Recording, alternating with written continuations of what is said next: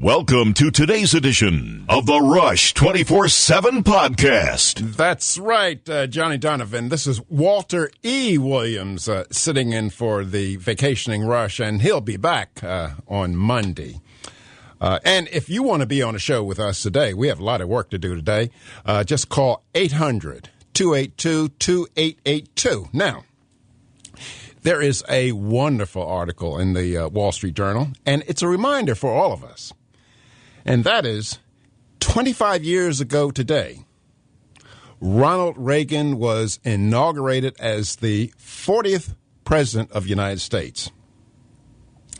And coming into office, he promised less intrusive government, lower tax rates, and a victory over communism. Now, the whole world knew that he was serious because the American hostages that were held for 444 days were released that same day. Now, what's the significance of the Reagan Revolution? Or what's at least the result of it? Let's look at a few things that's worthwhile for us to remember. Some of these things. That is, as a result of Reaganomics, and this article, I believe, was written by a former student of mine at Wall Street Journal, a former student named Steve Moore, although it's just a kind of a regular article, doesn't carry his name. Anyway, he says, or the article says, the editorial says, perhaps the greatest tribute to the success of Reaganomics is that over the course of the past 276 months, the United States economy has been in recession for only 15 of those months. That is 94% of the time since Reagan was elected as President of the United States, the economy has been in a growth mode. For example, since Reagan was inaugurated, there have been 43 million new jobs. And wealth, American wealth, has increased by $30 trillion. In other words, more wealth has been created in the past quarter of a century than the previous 200 years of our history. That is remarkable. That is a remarkable tribute to a president that got this new thinking started about lower taxes. As a matter of fact, in the 1970s, I believe the top marginal tax rate was 90%. I think it was 70%. Earlier than that, it was 90%. Reagan was responsible for leading the movement to lower taxes in our country. He is also responsible for the deregulation movement in our economy. That is, getting government out of our lives. Now, there's been fits and starts since the Reagan Revolution, and there's been some betrayals of the Reagan Revolution. That is, there's been massive spending increases that has led to the deficits. A lot of people will say it's the tax cuts, irresponsible tax cuts that led to the current deficit. No, ladies and gentlemen, it has been irresponsible spending. Matter of fact, as a result of the tax cuts, federal revenues, let's say the tax cuts that President Bush, the current President Bush, pushed through in 2003, those tax cuts have led to an increase in federal revenues. But if spending is going to be greater than revenues, well, there's always going to be a deficit. Now, a lot of people are against the tax cuts because they say they're tax cuts for the rich. Sometimes, ladies and gentlemen, over the years, I have wished that I could find a humane way of getting rid of the rich so that we could get down to what's in the best interest of the 99, 44, 100% of the rest of us and stop worrying about the rich. But a lot of people say, oh, the capital gains tax cut is for the rich. Now, let's look at this, whether it's really only for the rich, the capital gains tax cuts. Now, here's a little lesson for you. I wrote about this several weeks ago in a column that's carried at Jewish World Review, Town Hall, and as a matter of fact, it's on my website, walterewilliams.com. But I asked I'll ask you. Suppose you see two construction sites, two sites where they're building a highway. And on one construction site, you see the workers building the highway using shovels and wheelbarrows. At the other construction site, you see workers building the highway with huge earth movers, asphalt laying machines, and huge cranes. Now, here's the question. At which site do you think the workers are being paid a higher wage? Now, I bet most of you'll say, at the site where they're using the big, heavy equipment. Well, why? Is it because the construction companies just like earth mover drivers and just pay them a higher wage than people who use shovels and wheelbarrows? I don't think that's the answer. Or do you think that the guys who run the earth movers, they just have more bargaining power and they get higher wages? That's not the answer either. The answer is that the workers at the project using earth movers and cranes and asphalt laying machines, they are more productive. That is, they get more highway built per day, per person, than the people using wheelbarrows and shovels. And so their wages reflect that productivity. They're more valuable. Now, why are they more valuable? Well, because they have more equipment to work with. They have more capital. They have more capital to work with. Now, that's the crux of the matter. Now, building machines and building technology, and this is all called capital formation. Now, firms will build more capital if it's cheaper to build capital.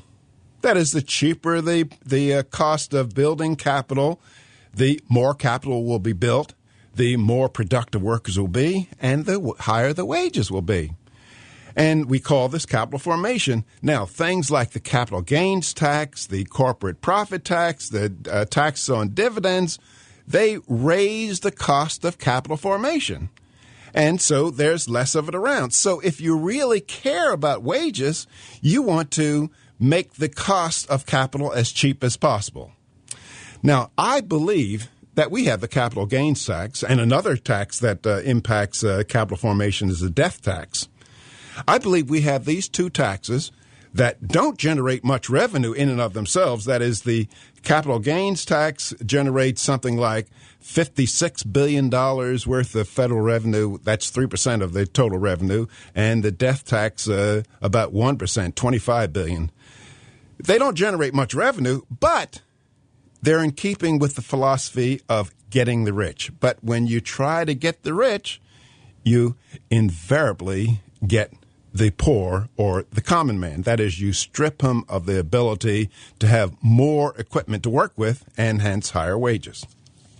Anyway, I think that the Reagan Revolution has been very, very important, not only in terms of stimulating our economy, but putting an end to communism, the most oppressive system that the world has ever known. That is, more people have died, have been murdered by their own governments under communism than under Nazism. But how come Nazism gets a bad rap and communism doesn't? Well, because there's so many people who like communism. Now, they're not only in Russia, but they're in the United States. There are people who love government control over people's lives. And so they'll give Stalin and they'll give Khrushchev and they'll get Mao Zedong a free pass, but they will not give Hitler a free pass. Okay, folks, there's another. Oh, the second hour, by the way, I have to mention. Well, there's some problems, and we're going to try to get them solved in the second hour. And let me just whet your appetite for these problems, because I don't want to talk about it in the first hour. I want to talk about it in the second hour. More than half of students at four-year colleges and 75% at two-year colleges have been, according to the Pew Charitable Trust study, a study that was funded by them, they don't have enough literacy to handle things like figuring out credit card offers. They don't have enough quantitative skills to figure out whether they have enough gasoline in their car to get to the next gasoline station. You just have to do some adding, some subtracting, some dividing to figure that out. So matter of fact, if you see people stranded alongside of the highway, it could be these students that can't figure out, can't do the math to figure out how much gas they need to get to the next gasoline station. So we're going to find out more about this when we talk to Lisa Snell. She is the Director of Education Studies and Child Welfare at the Los Angeles-based Reason Foundation, which is one of the free market foundations that's doing a really state-of-the-art work in many, many areas of our economic lives. But we'll be back with your calls after this. We're back. Walter Williams sitting in for Rush, who will be in Monday. He'll be in the Attila the Hun chair on Monday, and you can be on with us by calling 800-282-2882. There's another story in the news, and it has to do with this recent United States Supreme Court ruling against ruling in favor of Oregon's doctor-assisted suicide. Now, there's a couple of issues you might want to address on this. Now, if I were the court judge, deciding whether somebody wanted to commit suicide or something like this, I would just say, well, let's say Walter Williams. He wants to commit suicide. Well, if I were a Supreme Court justice, I would say, well, who owns Walter Williams in the first place? And I'd say, well, if the government owns him, if the United States Congress owns him, well, no, he does not have the right, because that is the property of somebody else. You don't have the right to destroy somebody else's property, but you have the right to destroy your own property. But maybe that's a little bit too deep for the Supreme Court. But there's this whole issue of federalism. And matter of fact, this article says federalism is not for sissies. That is, if you believe in federalism, well, then it's a state's right. And I don't understand. And for the life of me, Justice Scalia, he voted against it. My good friend Clarence Thomas voted against it. They were in the minority, and Justice Roberts were in the minority. And it seems like it's a clear question on this. For those of us who have respect for the United States Constitution, it says here. Now, here's how James Madison, the father of the Constitution, was trying to describe the Constitution to the in 1787, 1786. He was trying to explain it to the people. And here's a quotation from him, and you can find this in Federalist Paper 45.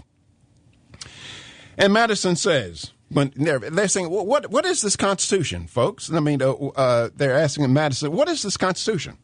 Well, he's saying, and I quote, "The powers delegated by the proposed Constitution to the federal government are few and defined, and mostly restricted to external affairs. Those powers which are to remain in the state governments are numerous and indefinite." Period. Now, what is unclear about that? I don't understand. I don't see that. And so that means that the federal government does not have any input into a decision made by the state of Oregon or any other state. That is, it's restricted to the delegated functions enumerated in the Constitution. So, I don't know. I don't know about my friends in the United States Supreme Court. Let's take a few of your calls. Let's go to Barbara in Florida. Welcome to the show, Barbara. Thank you. Thank you for taking my call. I just had a comment to make about those earth movers and crane workers. Yeah. They didn't get the salary that they got because they negotiated or for any other reason. The reason was they got an education. They went to school. They learned a trade. They learned a skill. Yeah. That's what makes the economy hum along. Okay, but suppose they went to school and got an education and found out how to operate a train or a crane or earth mover, but there were no earth movers and cranes. Then get a different education. Well, I know. Now, you know what I mean. That is, without the physical. Matter of fact, education is capital formation as well. Yeah.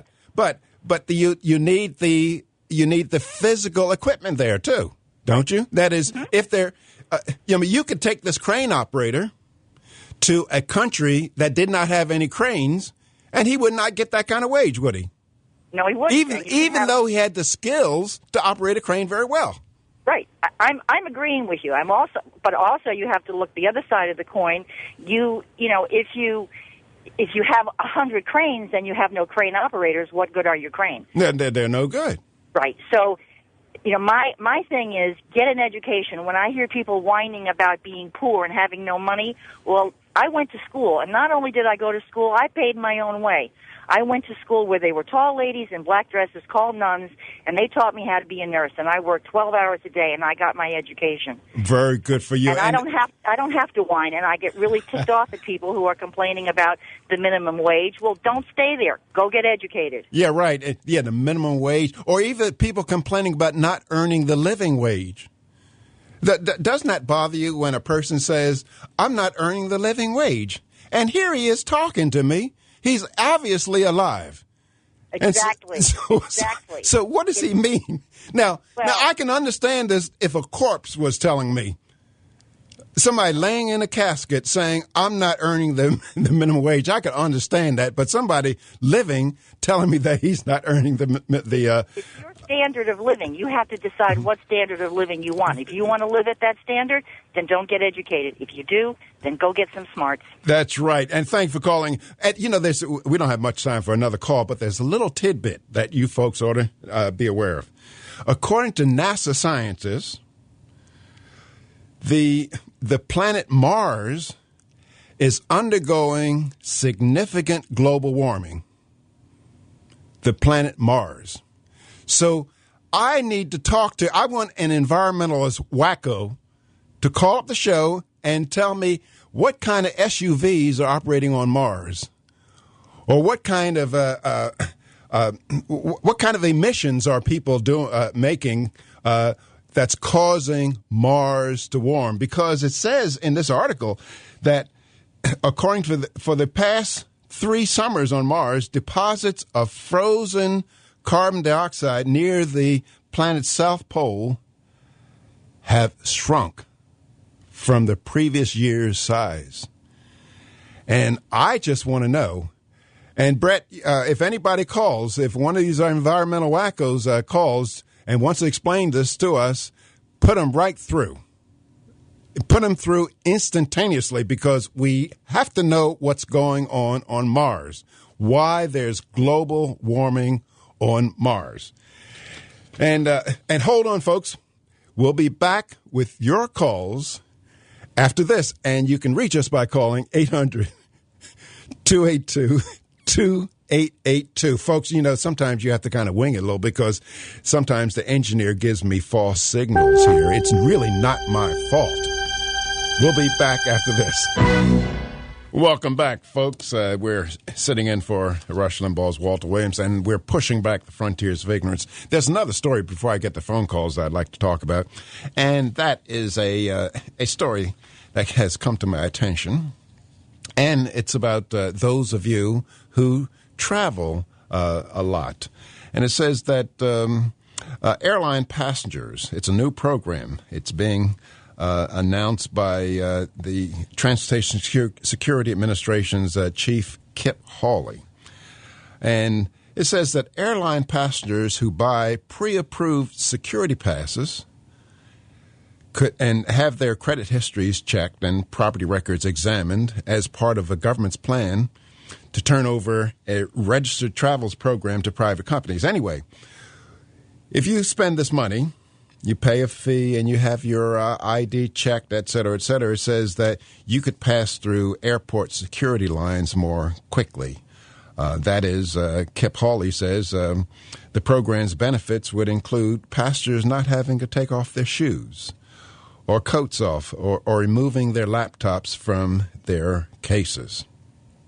I think there's a lot to be desired in our airport security program. Matter of fact, folks, I don't travel commercially anymore. Matter of fact, I used to travel giving lectures all over the country, matter of fact, all over the world. But as of 2 years ago, I stopped altogether. I just don't travel commercially. And what prompted me was some of the stupid airport security regulations. I remember going through the airport. This was about 2 or 3 years ago. And I had my carry-on bag. And the guy looked through.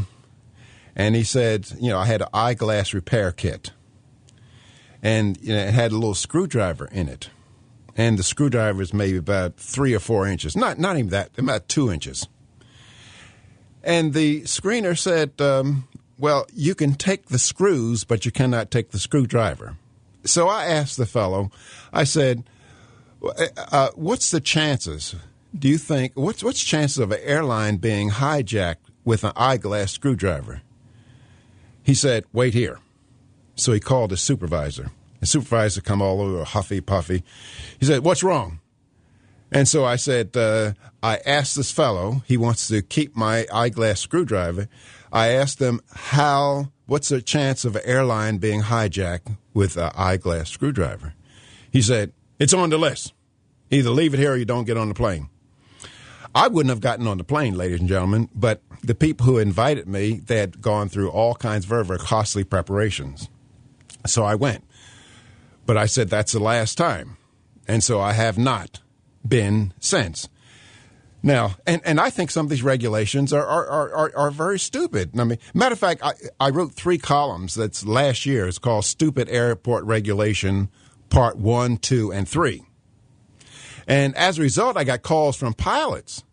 And pilots were telling me how stupid they were, too. Pilots were saying they have to go through some of the same stuff. I don't know whether they still do. But this pilot was telling me that guy had his Allen wrenches taken or files taken. And he said, it's so stupid to do that to pilots. He says they'll take away a guy's fingernail files, but leave in his cockpit a crash axe. A crash axe is one of those axes that if the plane crashes, you can just chop yourself out of the cockpit. And so I ask you, ladies and gentlemen, which is more dangerous, a fingernail file or a crash axe? Obviously, the TSA think it's a fingernail file. And by the way, the pilots were telling me the TSA guys, they refer to them as thugs standing around.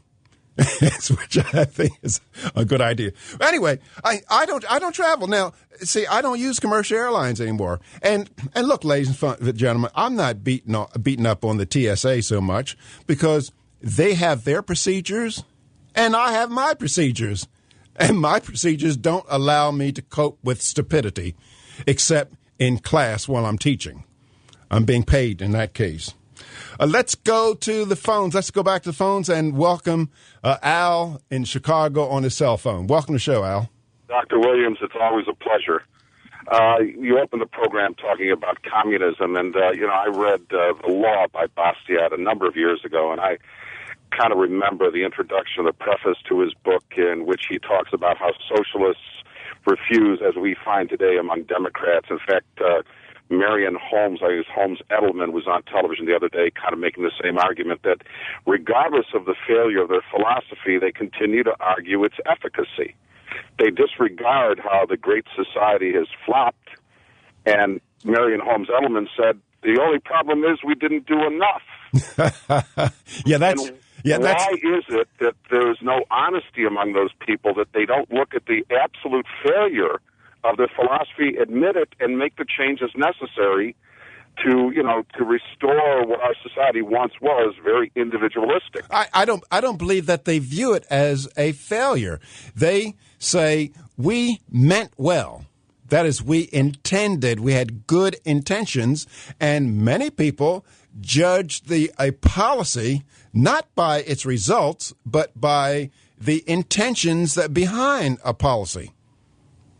Well, isn't this element like Jesse Jackson and others part of an apparatus that, has made a lot of money off these programs and have been part of these institutions and really look more at their survival than they do at the benefit that clients would derive? Go ahead.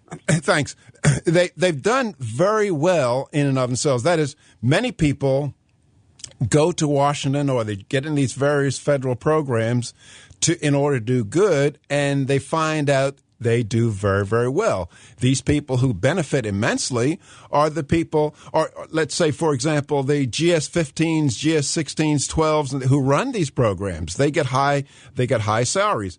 The college professors who get $500,000 grants to do studies on poverty and meet in Miami during the winter at a nice hotel to have discussions about the poor, they benefit.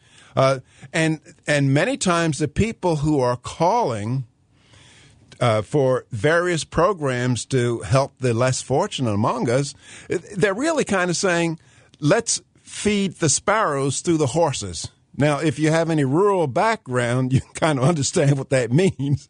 They say, give the money to me and we will help the poor. And it looks like, and if you do an objective assessment of the Great Society programs, many of the people who might have been targeted, or at least the target group of those programs, in many aspects, they're worse off now than they were before the programs. That is, if you look at illegitimacy, you look at level of education, you look at family breakdown, in many areas, these circumstances are worse off than they were at the inception of the program.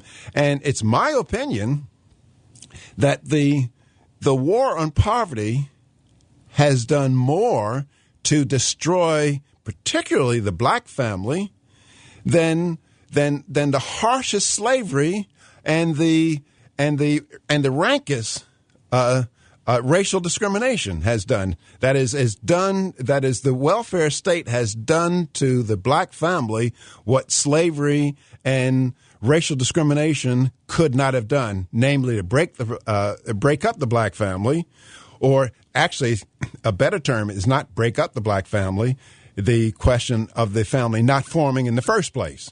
That is, 38% of black kids, only 38% live in two-parent families, whereby in 1875, it was 75%. In Harlem, in 1925, 85% of black kids live in two-parent families. I doubt whether you can find 20% today.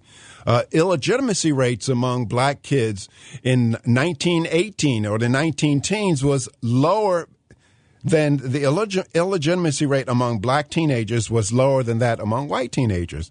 And now the illegitimacy rate is sky high. And you can't blame that on discrimination. I believe you blame that on the welfare state. As I said, the welfare state has done to black Americans what slavery and discrimination could not have done, and the welfare state is doing the same thing to white Americans. For example, in the late 1960s, when Moynihan was talking about the crisis in the black family, illegitimacy among blacks was 25% in the late 1960s. Now, of course, it's 70%. However, among whites today, the illegitimacy rate among whites today is 25 to 30%, what it was among blacks in the 1960s. So the welfare state is an equal opportunity institution or family destroyer. We'll be back with your calls after this. We're back, pushing back the frontiers of ignorance.